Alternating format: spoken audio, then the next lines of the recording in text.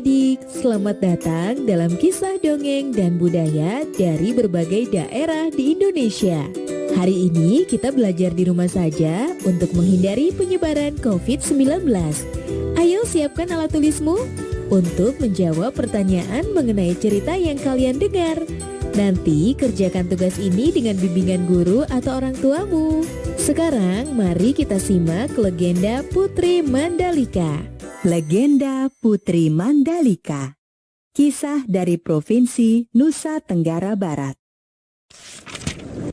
Setiap tahun, pada bulan Februari hingga Maret, di pantai Kute Lombok, berlangsung Festival Bau Nyale.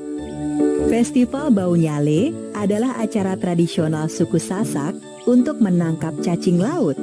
Cacing-cacing laut dalam bahasa Sasak disebut nyale. Nyale ini akan keluar ke pantai tepat pada hari ke-20 setelah purnama di bulan ke-10 menurut kalender suku Sasak. Pantai Kute Lombok terletak di Kabupaten Lombok Tengah, Provinsi Nusa Tenggara Barat. Menurut cerita yang dipercaya hingga sekarang oleh masyarakat suku Sasak, nyale atau cacing laut ini masih ada hubungannya dengan seorang putri raja di masa lampau. Bagaimana kisahnya? Mari kita simak dalam cerita berikut ini. Dahulu kala, tersebutlah sebuah kerajaan yang terletak di Pulau Lombok. Istana kerajaan tersebut berada tidak jauh dari pantai. Raja Tanjung Beru dan permaisurinya Dewi Seranting memimpin kerajaan dengan sangat adil dan bijaksana. Rakyat pun hidup dengan rasa aman dan tentram. Dengan pemimpin yang mumpuni, rakyat sebuah negeri akan mengalami kemakmuran dan kesejahteraan. Kebahagiaan rakyat dan keluarga istana semakin bertambah setelah permaisuri melahirkan seorang bayi perempuan, Putri Mandalika, nama yang diberikan oleh Raja Tanjung Beru kepada putrinya. Hingga akhirnya Putri Mandalika tumbuh dewasa. Selain cantik, Putri Mandalika juga memiliki tabiat yang sangat luhur. Pangeran, Anda dari negeri yang sangat jauh. Kalau boleh tahu, apa tujuan pangeran berkunjung ke negeri kami? Maafkan Ananda, Yang Mulia Raja Tanjung Beru. Selama ini, Ananda telah mendengar tentang Putri Mandalika yang tidak hanya cantik, tetapi juga memiliki budi pekerti yang sangat luhur. Tujuan dari kedatangan Ananda adalah untuk melamar Putri Mandalika. Jika Yang Mulia berkenan, Ananda bermaksud menjadikan Putri Mandalika sebagai permaisuri. Sebagai seorang ayah, saya sangat tersanjung jika Mandalika menjadi permaisuri. Namun, untuk masalah ini, biarlah saya berbicara dengan Mandalika dan ibunya. Baik, terima kasih Yang Mulia telah berkenan mempertimbangkan lamaran Ananda. Untuk sementara, pangeran bisa beristirahat dahulu di istana khusus tamu kerajaan. Yang Mulia, tujuan Ananda adalah untuk melamar Putri Mandalika. Yang Mulia, maksud kedatangan Ananda?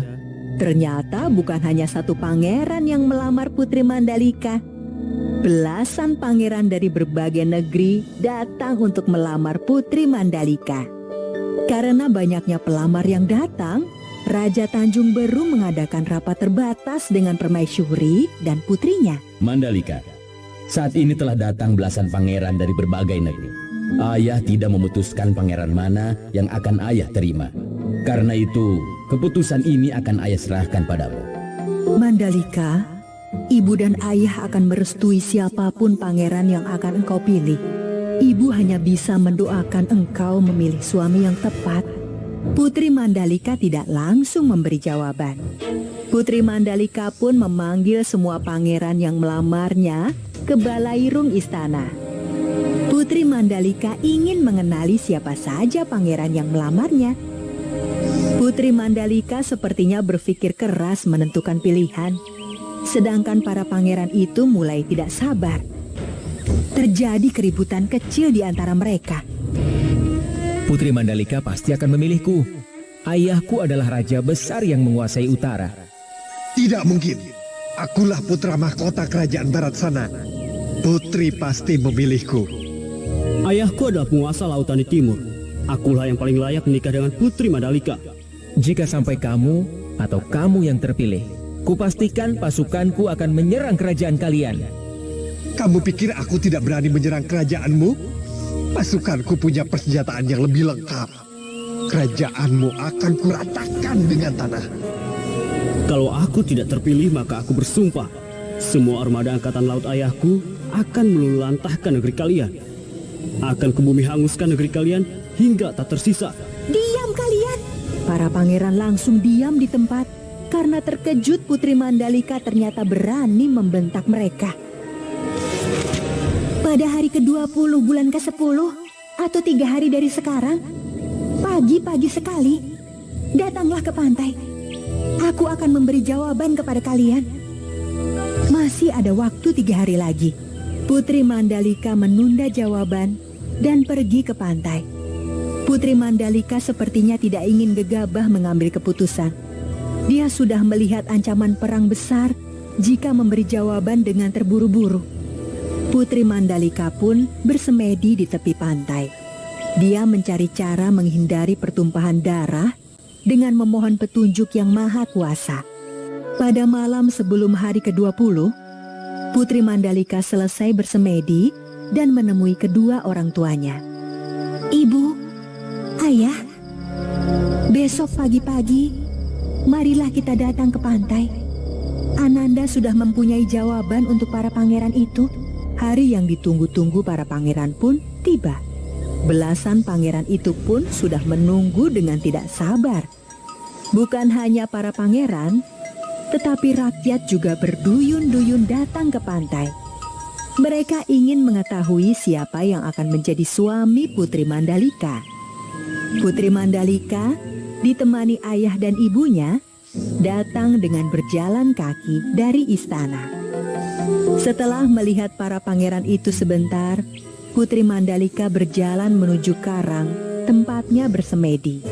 Para pangeran, dengar baik-baik apa yang akan aku katakan, karena aku tidak akan mengulanginya. Jika aku menerima salah satu dari kalian, maka akan ada pertumpahan darah dan negeri-negeri di Lombok akan saling berperang. Aku hanya menginginkan rakyat negeri kita ini hidup makmur, aman dan tentram.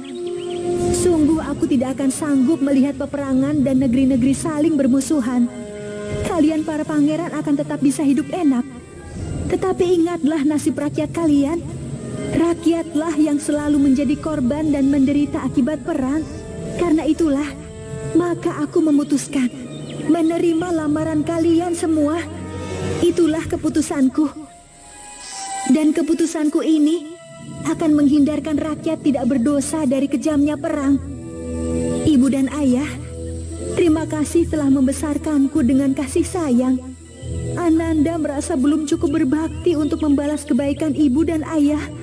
Tetapi takdir sudah menentukan demi kebaikan kita semua.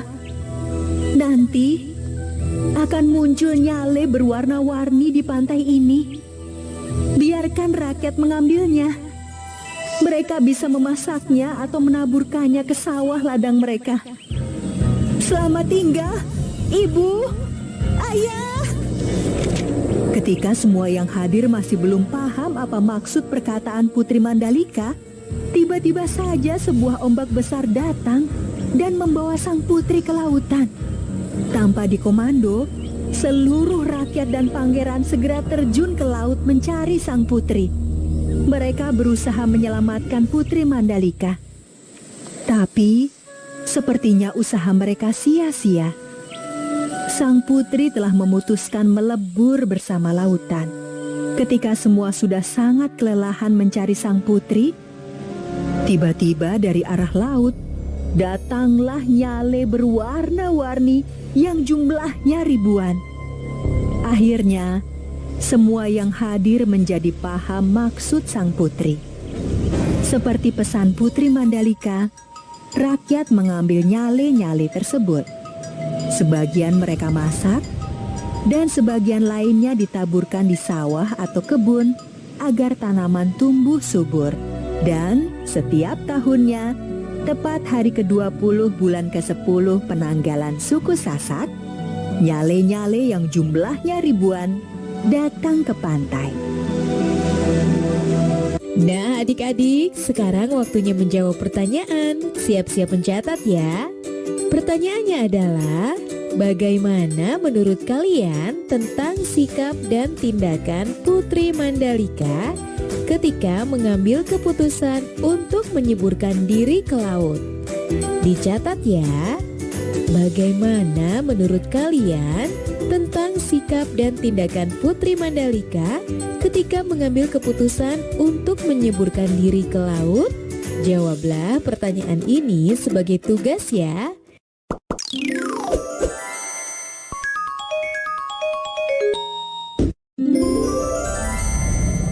Raja Ampat dari Telur Naga. Alkisah, tinggallah sepasang suami istri di kampung Wawiyai Raja Ampat, tepatnya di daerah Papua Barat. Seperti biasa, mereka pergi untuk mencari makanan setiap paginya. Ketika mereka sedang mencari makanan, mereka menemukan 6 butir telur yang besar, yang berbeda dengan telur pada umumnya. Istriku, coba lihat apa yang aku temukan. Ini apa ya? Sepertinya ini telur. Iya, sepertinya ini adalah telur-telur naga. Bisakah kita membawa telur-telur ini ke rumah kita, suamiku?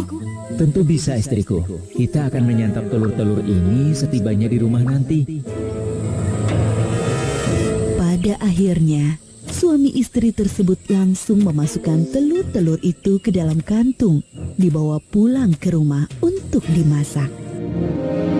Setelah sampai rumah, sang istri langsung mempersiapkan racikan bumbu untuk memasak telur-telur tersebut dengan dibantu sang suami.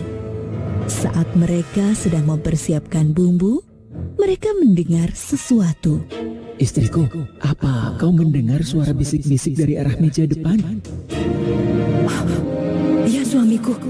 Aku mendengarnya. Coba kau periksa dulu. Ketika sang suami mencari asal suara tersebut, ia terkejut melihat 5 butir telur itu telah menetas dan berwujud 4 orang anak laki-laki dan 1 anak perempuan. Sedangkan 1 telur lagi telah mengeras layaknya sebuah batu. Hah? Telurnya menetas jadi manusia. Istriku, coba lihat kemari. Ya, sebentar suamiku. Sang istri menghentikan pekerjaannya, lalu menghampiri suaminya.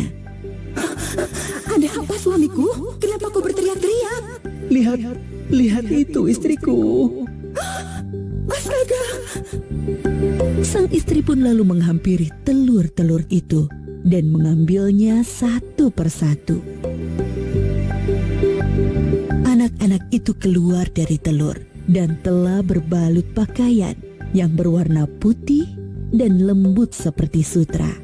Hal tersebut menandakan bahwa mereka merupakan keturunan dari Raja Kayangan. Wahai bayi-bayi lucu, kalian adalah keturunan Raja Kayangan. Aku akan merawat kalian dengan baik. Pasangan suami istri itu akhirnya merawat 5 anak tersebut hingga mereka dewasa. Setelah dewasa, keempat anak laki-laki itu kemudian menjadi raja yang berkuasa di Pulau Waigeo, Pulau Miso, Pulau Salawati, dan Pulau Batanta. Sementara si anak perempuan dikarenakan suatu sebab ia diasingkan di Pulau Numfor dan memiliki keturunan di pulau tersebut.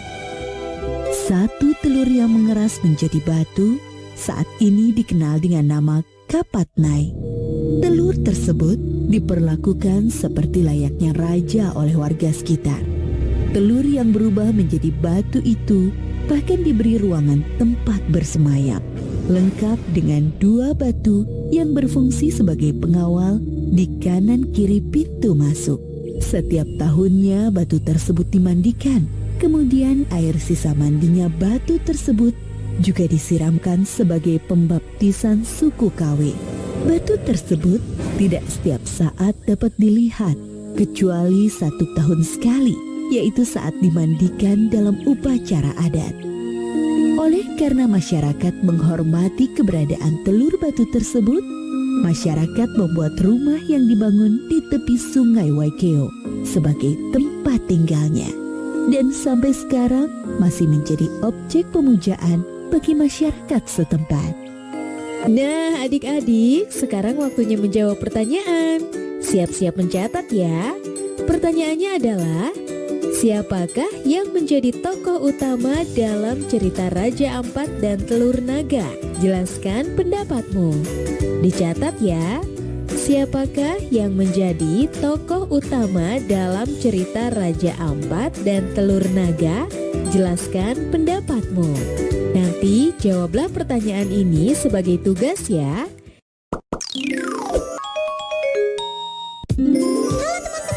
Hari ini Diva dan Tommy akan memperkenalkan pakaian adat dari Kalimantan Barat. Dimulai dari Diva dulu ya. Diva memakai baju berbentuk rompi untuk atasannya. Lalu Diva memakai kain songket untuk bawahannya. Untuk rambutnya Diva memakai sanggul. Diva memakai ikat kepala yang disebut daan. Untuk aksesorisnya Diva memakai anting. Terakhir Diva memakai gelang di bagian lengan. Sekarang giliran Tommy. Tommy memakai celana pendek yang disebut kabok. Tommy memakai baju berbentuk rompi. Selanjutnya, Tommy memakai gelang tangan. Tommy juga memakai ikat kepala yang dihiasi dengan bulu burung. Terakhir, Tommy memakai gelang di bagian kaki. Selesai deh. Tommy dan Diva memakai pakaian adat dari Kalimantan Barat. Sampai jumpa.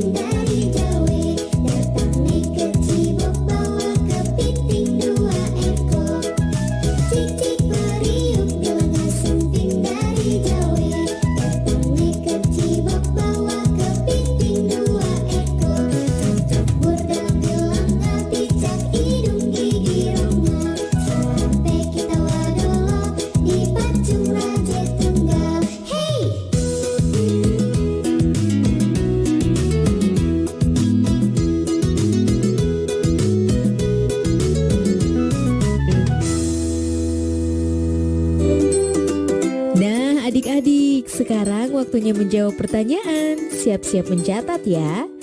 Pertanyaannya adalah, tuliskan apa yang kamu tahu mengenai baju adat dan lagu daerah Kalimantan Barat. Lalu ceritakan kepada keluargamu. Dicatat ya. Tuliskan apa yang kamu tahu mengenai baju adat dan lagu daerah Kalimantan Barat. Lalu ceritakan kepada keluargamu.